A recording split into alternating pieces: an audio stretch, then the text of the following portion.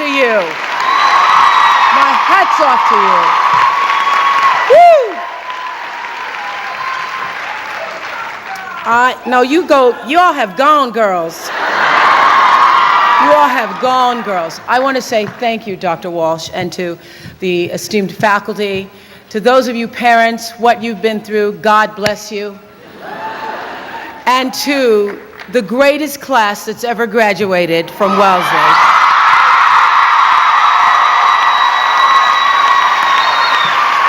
I must say, you are my heart. She's right, Dr. Walsh is right. I saw you walking in and I started to weep. And I don't consider myself a weeper, but I guess I must be if I started to weep.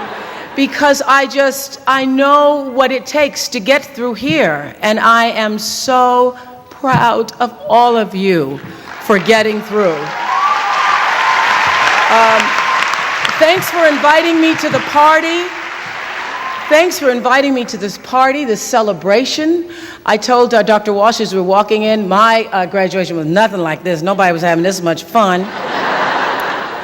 When Wendy, Stedman's daughter, Stedman's my beau, fiance, don't ask me when we get married. When Stedman's daughter, Wendy, was looking for a school 4 years ago, no doubt I was far more delighted than she when she chose Wellesley, because I knew what she was in for. I had wanted to come to this school. I wanted to be here, but I couldn't get no scholarship. So I wanted to be here and have lived these past years vicariously through her. I was, as Dr. Walsh said, here with Wendy's father, Stedman, and Wendy's mother, Glinda, on Parents' Day, and I was in awe of this place because, see, you all seem to have so much fun without a keg or anything, and yet you all seemed so serious, so committed to this place with guts and with grace. And I saw your sense of integrity and felt your intellect and realized that this was a very special giving place. Wellesley is a gift to any woman who's willing to open her mind and her heart to it.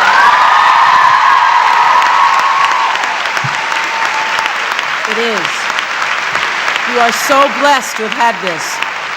You're blessed to have had this. Although I know your first year you maybe didn't think it was such a gift. Because I was there for a lot of those phone calls that Wendy made home. Daddy, this is hard. They just want you to study all the time. Yes, they do. And that was a freshman year. About mid-sophomore year, though, I think she'd had several epiphanies and realized what all of you had to come to realize here, that you do this for yourself. You don't do this for anybody else. And that everything you've heard about this institution is true. It is a prestigious and powerful place that will wear you out. But what happens is something, that woman thing starts to kick in around mid-sophomore year. We saw it kicking in with Wendy, that little woman thing that happens. She came here, a naive girl from Dallas, and Stedman and Glinda, I and all of those who love Wendy are grateful to you, Wellesley, for the women in process that you gave us back. We are grateful for that.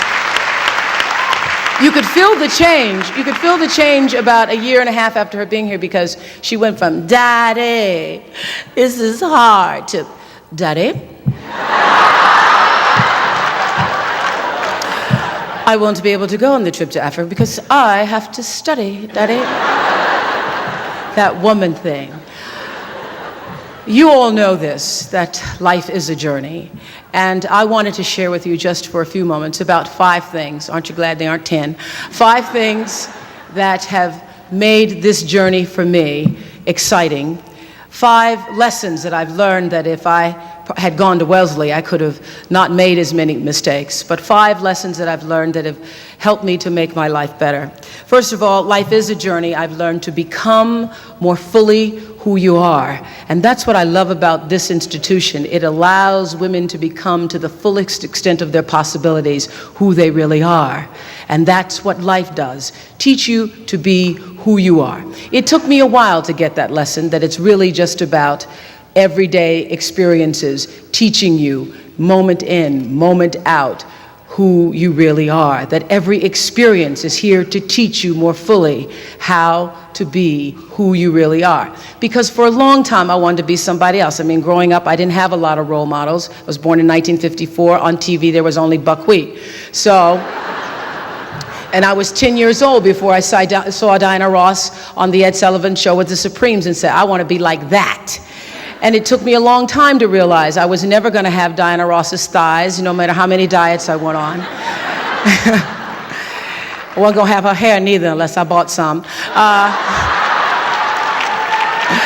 And I came to the realization after being in television and having the news director trying to make me into something that I wasn't, and going to New York and allowing myself to be treated less than I should have been, going to a beauty salon where y'all know there's a difference between black hair and white hair. That's the one thing you learn the first week at Wellesley. How do you get your hair to do that? What I learned, going to a beauty salon and asking them after the news director had told me that my hair was too thick and my eyes were too far apart and I needed a makeover. And sitting in a beauty salon, in a French beauty salon, allowing them to put a French perm on my black hair and having the perm burn through my cerebral cortex and not being the woman that I am now, so not having the courage to say, this is burning me. And coming out a week later bald and having to go on the air. You learn a lot about yourself when you're black and a woman and bald and trying to be an anchor woman. You learn you're not Diana Ross and that you're not Barbara Walters trying to be. I was at the time. I had a lot of lessons. I remember going on the air many times and not reading my copy ahead of time. And I was on the air one night and ran across the word B-A-R-B-A-D-O-S. That may be Barbados to you, but it was Barbados to me that night. And telling the story as an anchor woman about a vote in Absentia, California. I thought it was located near San Francisco. And one of the worst, this is when I broke out of my Barbara shell, because I'm sitting there crossing my legs, trying to talk like Barbara, be like Barbara. And I was reading a story about someone with a blaze attitude, which, if I had gone to Wellesley, I would have known it was blasé. And I started to laugh at myself on the air and broke through my Barbara shell, and had decided on that day that laughing was okay, even though Barbara hadn't at that time.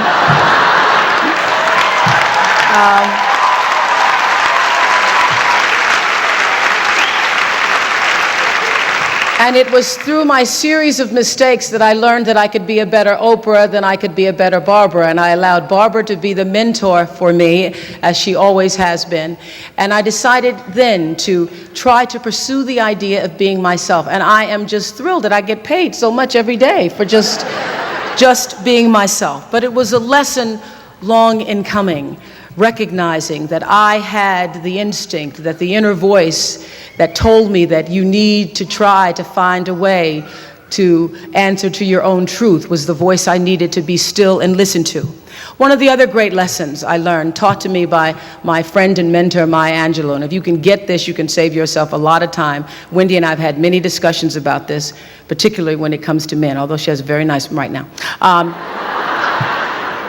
Get this is just, remember this, because this will happen many times in your life. When people show you who they are, believe them the first time, not the 29th time. That's particularly good when it comes to men's situations, because when he doesn't call back the first time, when you're mistreated the first time, when you see someone who shows you a lack of integrity or dishonesty the first time, know that that will be followed by many, many, many other times that will, at some point in life, come back to haunt or hurt you. When people show you who they are, believe them the first time. Live your life from a point of view of truth, and you will live your life from truth, and you will survive everything. Everything. I believe even death. You will survive everything if you can live your life from a point of view of truth. That took me a while to get, pretending to be something I wasn't, wanting to be somebody I couldn't, but understanding deep inside myself when I was willing to listen that my own truth, and only my own truth, could set me free. Turn your wounds into wisdom. You will be wounded many times in your life.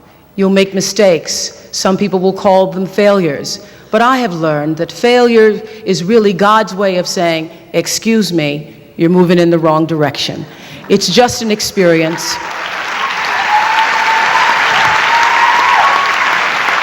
Just an experience.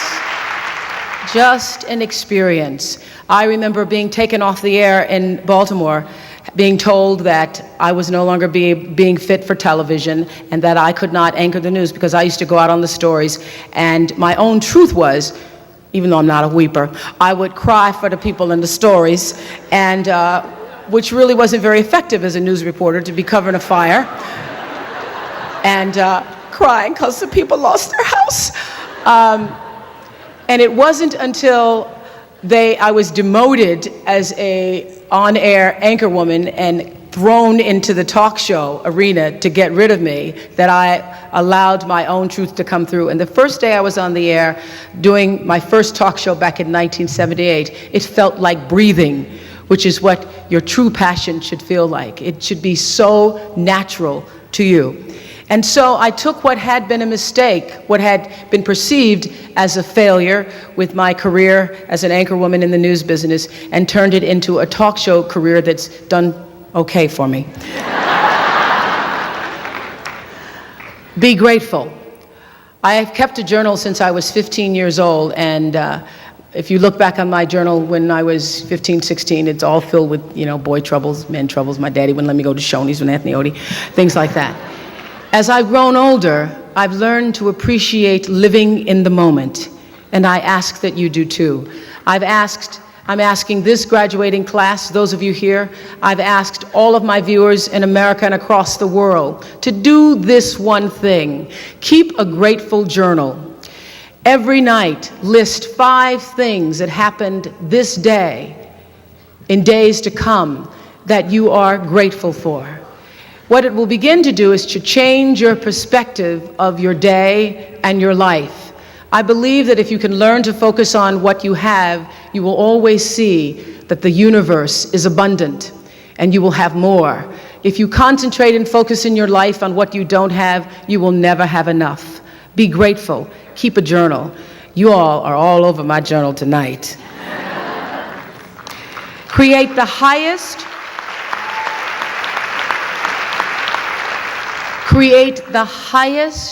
grandest vision possible for your life, because you become what you believe.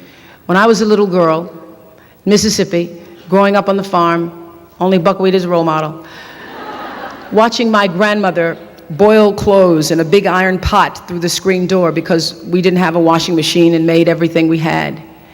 I watched her and realized somehow inside myself and the spirit of myself that although this was segregated Mississippi and I was colored and female, that my life could be bigger, greater than what I saw. I remember being 4 or 5 years old. I certainly couldn't articulate it, but it was a feeling, and a feeling that I allowed myself to follow. I allowed myself to follow because if you were to ask me what is the secret to my success, it is because I understand that there is a power greater than myself that rules my life. And in life, If you can be still long enough in all of your endeavors, the good times, the hard times, to connect yourself to the source. I call it God. You can call it whatever you want to, the force, nature, Allah, the power. If you can connect yourself to the source and allow the energy that it is your personality, your life force, to be connected to the greater force, anything is possible for you. I am proof of that. I think that my life, the fact that I was born where I was born, in the time that I was, and have been able to do what I've done, speaks to the possibility, not that I am special, but that it could be done. Hold the highest, grandest vision for yourself. Just recently, we followed Tina Turner around the country, because I want to be Tina. So I had me a nice little wig made and followed Tina Turner, because that's what I can do.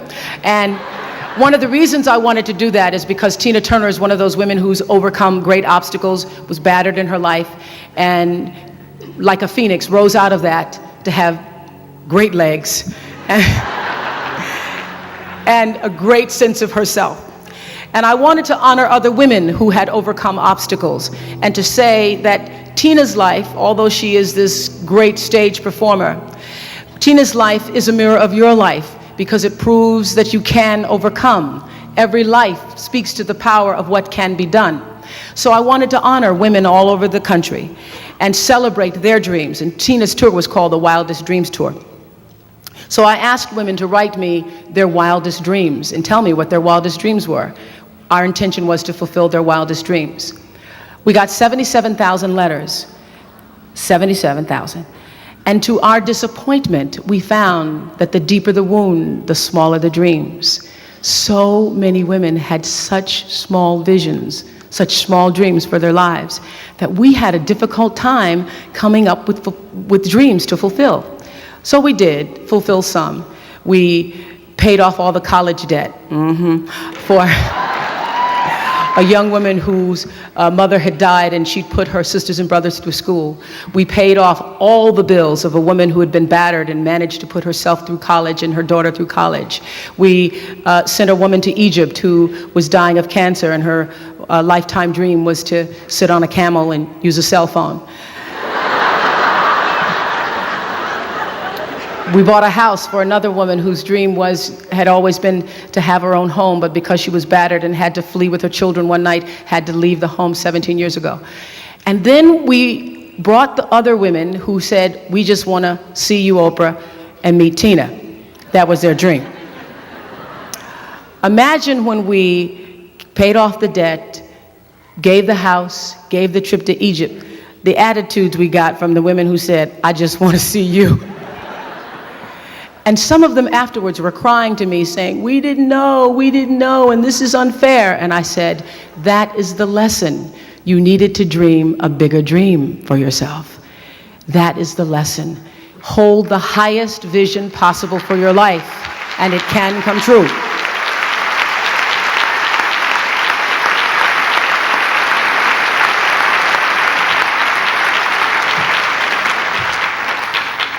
I want to leave you with a poem that I say to myself sometimes when I'm feeling a little down, although I really don't get down a lot, because I know that every experience, when it happens, something difficult comes into my life, I say, okay, what are you here to teach me? And what I've tried to do in my life is to get God on the whisper. He always whispers first. Try to get the whisper before the earthquake comes. Because a whisper is always followed by a little louder voice, then you get a brick, I say, and then sometimes a brick wall, and then the earthquake comes. Try to get it on the whisper. But Maya Angelou wrote a poem, and I don't know a poem more fitting than Phenomenal Woman for this crowd. Because you are, and these words are for you. She says, pretty women, honey, they wonder just where my secret lies, 'cause I'm not cute or built to suit a fashion model size. But when I start to tell them, they say, girl, you telling lies. I said, no, honey, it's in the reach of my arms. It's in the span of my hips. It's in the stride of my step, and it's in the curl of my lips, 'cause I'm a woman, honey, phenomenal woman.